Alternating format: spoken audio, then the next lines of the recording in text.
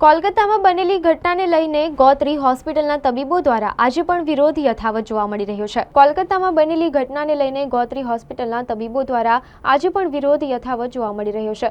Gotri hospital ખાતે તબીબો દ્વારા આજે નુક્કડ નાટક કરીને વિરોધ દર્શાવ્યો હતો।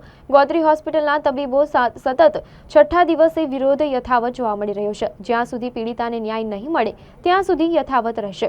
ગોત્રી હોસ્પિટલમાં આવતા દર્દીઓ અને બનેલી ઘટના વિશે જાણ થાય તેથી દર્દીઓને અને દર્દીઓના સગા સંબંધીઓને ઉપસ્થિત નુક્કડ નાટક રજૂ કર્યું હતું। रानी लक्ष्मीबाई, अहिल्याबाई और सावित्रीबाई फुले जैसे महान शूरवीर हुए। मैं आपसे यही पूछना चाहता हूँ, आपका तो जवाब हाँ है कि हाँ ये यही भारत देश है, तो मैं पूछना चाहता हूँ ऐसे भारत देश में महिलाओं पे अत्याचार क्यों?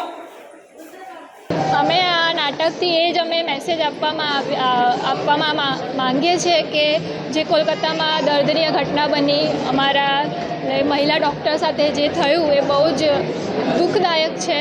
એ જ અમે આ નાટક દર્શાવવા માંગીએ છીએ કે આ બંધ થાય।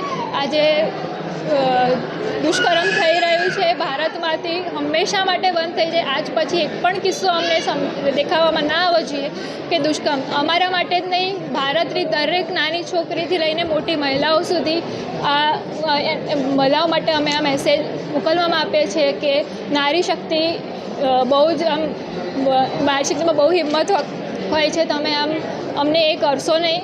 અમને સરકારથી પણ એ જ અપીલ છે કે એ જે અમારા જે મહિલા ડૉક્ટર હતા જેમની સાથે આવું થયું એમને વ્યવસ્થિત જસ્ટિસ મળે, એમને ન્યાય મળે, એ જ અમારી ઈચ્છા છે। આજના નાટકમાં અમે એ દર્શાવવા માંગીએ છીએ કે અમારી સુરક્ષા વધારવામાં આવે ડૉક્ટરોની, અને અમારી જ નહીં ભારતની જેટલી પણ મહિલાઓ છે, જેટલી પણ છોકરીઓ છે એમને સુરક્ષા મળવી જોઈએ। આ દુષ્કર્મ ફરીથી થવું જોઈએ નહીં, મારી એટલી જ માગણી છે।